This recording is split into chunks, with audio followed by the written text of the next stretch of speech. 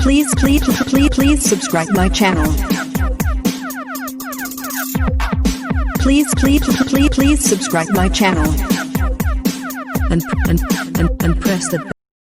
Good morning विद्यार्थियों। आज के जो क्लास है, इससे पहले वाली क्लास में हमने ओम का नियम और विद्युत धारा के कुछ प्रत्येक चिन्हों के बारे में, विद्युत धारा जो परिपथ है उसमें काम में आने वाले विद्युत उपकरणों के प्रत्येक चिन्हों के बारे में अध्ययन किया था और ओम का हमने प्रायोगिक सत्यापन भी किया था। ओम की जो नियम की परिभाषा है मैं एक बार फिर दोहरा देता हूँ। यदि किसी चालक की भौतिक अवस्थाएं जैसे ताप, दाब, क्षेत्रफल, लंबाई आदि को स्थिर रखा जाए तो उस चालक में प्रवाहित धारा उस चालक के सिरों पर उत्पन्न विभवांतर के बराबर होती है। V समानुपाती I या V समानुपाती IR।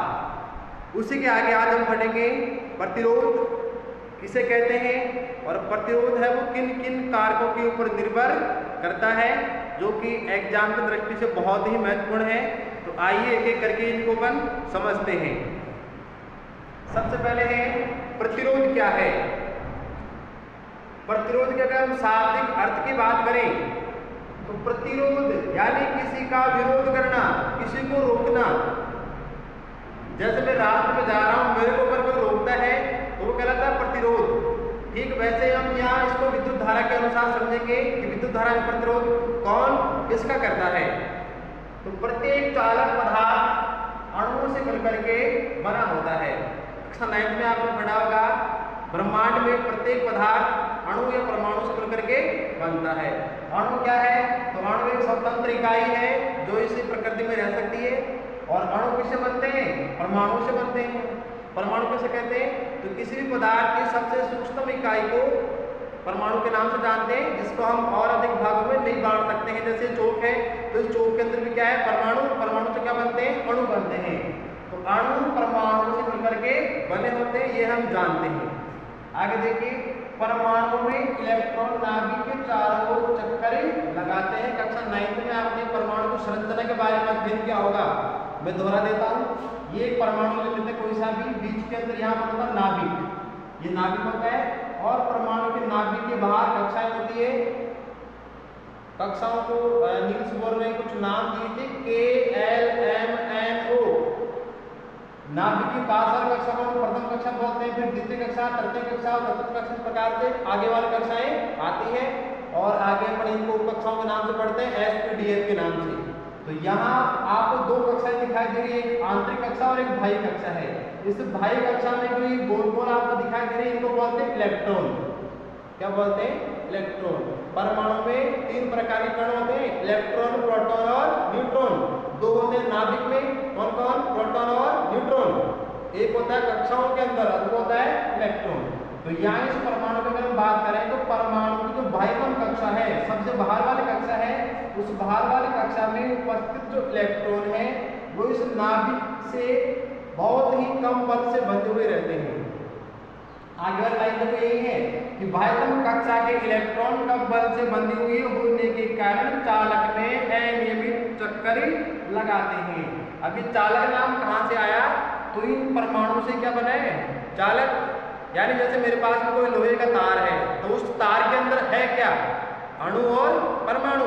तो उन अणु और परमाणु की कक्षाओं में कौन है? इलेक्ट्रॉन। और सबसे बाहर वाली कक्षा में जो इलेक्ट्रॉन है, उन इलेक्ट्रॉनों के ऊपर नाभिक से कम बल लगता है या कम बल से वो बंधे हुए होने के कारण स्वतंत्र रूप से गति कर सकते हैं। तो ये इलेक्ट्रॉन किसी चालक क्या करते हैं? अनियमित गति करते हैं। आगे देखिए, जब ऐसे चालक को या तार को, वायर को बैटरी से जोड़ा जाता है तो ये इलेक्ट्रॉन बैटरी के धन सिरे की ओर गति करते हैं। यहाँ देखिए, एक चालक तार है, ये वाला, इसमें क्या है? अणु और परमाणु। और परमाणु के अंदर इलेक्ट्रॉन, प्रोटॉन, न्यूट्रॉन सभी हैं। तो ये तो है परमाणु और ये जो गोल गोल आपको दिखाई दे रहे छोटे वाले डॉट्स, ये क्या है? इलेक्ट्रॉन है। इस चालक को मैंने एक बैटरी से जोड़ दिया है, ये बैटरी है प्लस और ये माइनस। तो जैसे ही चालक को अपन बैटरी से जोड़ते हैं तो इसमें जो इलेक्ट्रॉन होते हैं ये वाले, ये इलेक्ट्रॉन कहाँ की ओर गति करेंगे, इस प्लस की ओर गति करते हैं। यहाँ लिखा हुआ देखो इलेक्ट्रॉन की गति कहाँ से कहाँ जा रहा है, माइनस से प्लस की ओर जा रहे हैं। तो जब ये इलेक्ट्रॉन इस चालक में गति करते हैं तो इनके मार्ग में कौन आते हैं, परमाणु या अणु या फिर आयन। तो इलेक्ट्रॉनों के प्रवाह में या इलेक्ट्रॉनों के मार्ग में परमाणु, अणु या आयन के द्वारा जो बाधा उत्पन्न की जाए उसको हम क्या बोलते हैं, प्रतिरोध बोलते हैं। यानी ये इलेक्ट्रॉन यहाँ से यहाँ जाना चाहते हैं या जा रहे हैं, लेकिन मार्ग में कौन आ जाते हैं, परमाणु, अणु और आयन। तो इनके द्वारा इन इलेक्ट्रॉनों के मार्ग में एक बाधा उत्पन्न होती है, इसको हम रेजिस्टेंस या फिर प्रतिरोध के नाम से जानते हैं। आगे देखिए, तो जब ये इलेक्ट्रॉन चालक में गति करते हैं तो चालक के अणु, परमाणु या आयन इनकी गति में बाधा उत्पन्न करते हैं, इसे ये क्या कहते हैं, प्रतिरोध के नाम से जानते हैं। आगे देखो, चालकों में परिभाषा कैसे बोलेंगे अपन, आसान सरल सी परिभाषा है कि चालकों में यानी कोई चालक तार में, तो चालकों में आवेशों के प्रवाह में, आवेश यहाँ पर ये इलेक्ट्रॉन क्या है, ऋण आवेश है। तो आवेशों के प्रवाह में उत्पन्न बाधा को, समस्या को क्या कहते हैं, प्रतिरोध कहते हैं। बिल्कुल आसान सा है, इसको ध्यान से समझना। कोई चालक है, चालक में अणु, परमाणु है, कक्षाओं में इलेक्ट्रॉन है और वो इलेक्ट्रॉन जब चक्कर लगाते हैं तो उनके मार्ग में क्या होती है, बाधा होती है, यही प्रतिरोध है। आगे देखिए, सेकंड जो अपना बिंदु है प्रतिरोध की निर्भरता, यानी किसी चालक का जो रेजिस्टेंस है, प्रतिरोध है, वो किन किन पर निर्भर करता है, यानी किन किन से तो वो घट सकता है और किन किन से वो बढ़ सकता है। तो वो जो कारण है या जिस पर निर्भर करता है वो चार कारण है, वेरी वेरी मोस्ट एग्जाम्पल दृष्टि से। कितने कारक हैं, चार। पहला देखिए, चालक की लंबाई। चालक तार की लंबाई जितनी अधिक होगी उसका प्रतिरोध उतना ही अधिक होगा। क्यों होगा, देखिए यहाँ पर ये चालक है, मैं चालक को यहाँ की बजाय अगर मैं इतना बड़ा कर दूंगा तो इस इलेक्ट्रॉन को इसकी बजाय इतने बड़े चालक में से जाने में अधिक समस्या उत्पन्न होगी। छोटे चालक में कम समस्या उत्पन्न होगी, बड़े चालक के अंदर ज्यादा समस्या उत्पन्न होगी। तो चालक की लंबाई अगर बढ़ेगी, चालक की लंबाई अगर बढ़ेगी तो प्रतिरोध भी क्या होगा, बढ़ेगा। यानी R समानुपाती L, रेजिस्टेंस समानुपाती लेंथ, यानी लंबाई बढ़ेगी तो प्रतिरोध भी बढ़ेगा। इसको अपन समीकरण नंबर 1 कह सकते हैं। दूसरा देखिए, चालक के अनुप्रस्थ काट का क्षेत्रफल। अनुप्रस्थ काट से तात्पर्य है चालक तार की मोटाई। जैसे एक तार ये है और दूसरा तार ये है, इन दोनों की बात करें तो ये चालक की मोटाई कम है, इस चालक की मोटाई ज्यादा है, यानी इसका अनुप्रस्थ काट का क्षेत्रफल ज्यादा है। अब इलेक्ट्रॉनों को दोनों में से प्रवाहित किया जाए तो इसके अंदर इलेक्ट्रॉन आसानी से प्रवाहित हो सकते हैं और इसमें थोड़ी बाधा अधिक उत्पन्न होगी। यानी किसी चालक का अनुप्रस्थ काट का क्षेत्रफल अगर बढ़ेगा अर्थात चालक तार की मोटाई बढ़ेगी तो प्रतिरोध घटेगा, और चालक तार की मोटाई घटेगी तो प्रतिरोध क्या होगा, बढ़ेगा। तो इसको हम लिख सकते हैं R समानुपाती 1/A।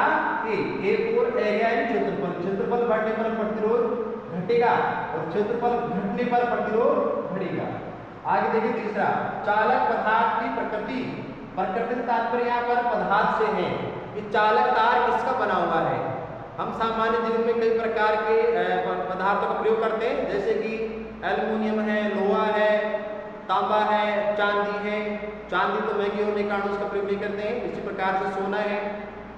तो यहाँ कुछ चार धातु हैं, उदाहरण के रूप में जो मैंने ली है और अपनी किताब के अंदर भी दे रखी है, यहाँ से प्रश्न भी आ जाता है। तो एल्युमिनियम है, एक सोना है जिसको औरम बोलते हैं, ये चांदी है, कॉपर है तांबा, और ये है अर्जेंटम चांदी। इनमें सबसे अधिक प्रतिरोध कौन सी धातु का तो है, तो वह है एल्युमिनियम।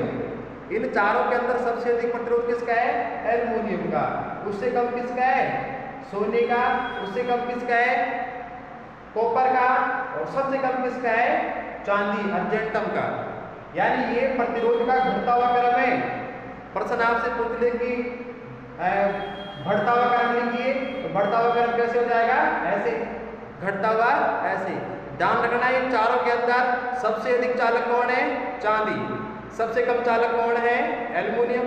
बाकी दो तो ज्ञात करने बीच वाली, तो इनको अपन आसानी से कर सकते हैं। कैसे, कि चांदी के पास में कॉपर है और एल्युमिनियम के पास में क्या आ जाएगा, सोना। तो इस प्रकार से इसको याद रखना, क्योंकि तो बहुत महत्वपूर्ण है परीक्षा की दृष्टि से। आगे देखिए, चौथा है तापमान। किसी पदार्थ का ताप अगर हम बढ़ाते हैं या घटाते हैं, तो कुछ धातु तो ऐसी है जिनका ताप बढ़ाने से प्रतिरोध बढ़ता है और कुछ ऐसी है जिनका ताप बढ़ाने से प्रतिरोध घटता है। तो ये चार कारक हो गए। दोबारा रिपीट कर रहा हूं एक बार, चालक तार की लंबाई, चालक तार का क्षेत्रफल और चालक तार की प्रकृति और ताप। आगे देखिए, यहाँ से एक ग्राफ भी आया हुआ है 1 नंबर का सीधा सा। अगर हम चालक तार का प्रतिरोध और चालक तार की लंबाई में ग्राफ खींचे तो कैसा ग्राफ होगा, तो ये चालक तार की लंबाई को ऊपर नीचे लेंगे OH पर और इसको लेंगे प्रतिरोध को OY पर। अगर चालक तार की लंबाई बढ़ती है तो प्रतिरोध भी क्या होगा, बढ़ेगा। तो एक हमको आरोही क्रम में ग्राफ प्राप्त होगा, यानी लंबाई बढ़ी तो प्रतिरोध भी बढ़ गया। तो ऐसा ग्राफ आसानी से बनेगा। दूसरा देखिए, प्रतिरोध और क्षेत्रफल के व्युत्क्रमानुपाती में ग्राफ कैसा बनेगा। तो हमने भी देखा था कि प्रतिरोध का क्षेत्रफल से संबंध क्या है कि क्षेत्रफल बढ़ेगा तो प्रतिरोध घटेगा। तो यहाँ देखिए, ये 1/A है, इसका मतलब यही है कि प्रतिरोध कब बढ़ेगा, जब उसका क्षेत्रफल घटेगा। प्रश्न ऐसा भी आया हुआ है और इसका अपोजिट ऐसा भी आया हुआ है कि R और A में खींचिए। तो यहाँ देखिए, क्षेत्रफल इसमें बढ़ रहा है तो प्रतिरोध क्या हो रहा है, घट रहा है। इसमें क्षेत्रफल क्या हो रहा है, घट रहा है। तो क्षेत्रफल घटने से क्या होगा, प्रतिरोध बढ़ेगा। इन दोनों में समझने का थोड़ा ध्यान लगाना, क्योंकि ये समानुपाती में है, ये व्युत्क्रमानुपाती में। आगे देखो, समीकरण नंबर 1 और 2 को मिलाएंगे। समीकरण नंबर 1 ये रहा और दूसरा कहाँ है, ये रहा। R समानुपाती है और R समानुपाती 1/A। इन दोनों को जब मिलाएंगे तो ये बनता है R समानुपाती L/A। रेजिस्टेंस समानुपाती लेंथ बटा एरिया। R प्रतिरोध अपन जानते हैं और R बराबर K × L/A। K यहाँ पर क्या है, तो K एक स्थिरांक होता है जिसको हम विशिष्ट प्रतिरोध के नाम से जानते हैं। और इसको हमें अगर निकालना हो तो कैसे निकालेंगे, K। यहाँ से देखो, ये K इस L के साथ में गुणा हो रहा है, जब इसको इधर ले लेंगे तो ये गुणा वाली जो संख्या है उसका लग जाएगा भाग, तो ये भाग में आ गया।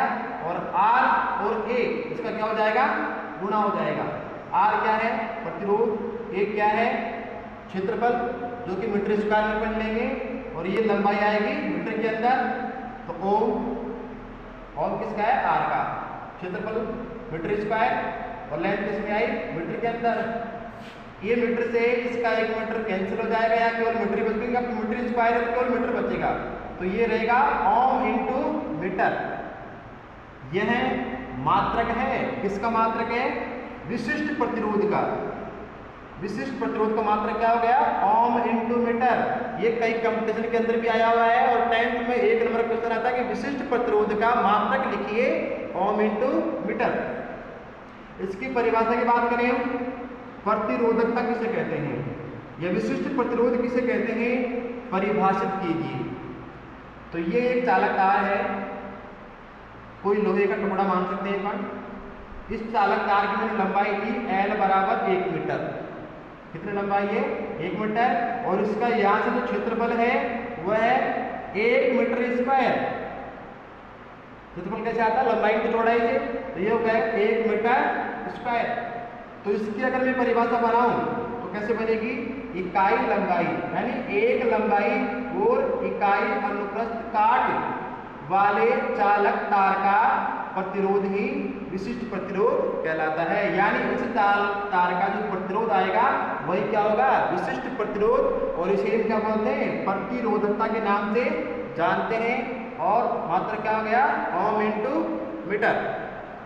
तो आशा करता हूँ ये वीडियो आपको समझ में आया होगा। इसमें केवल हमने आज दो महत्वपूर्ण चीज़ों के बारे में बात की, एक तो है प्रतिरोध और दूसरा है प्रतिरोध की निर्भरता।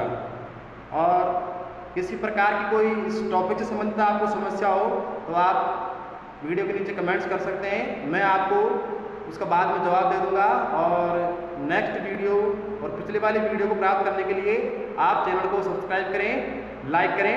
धन्यवाद।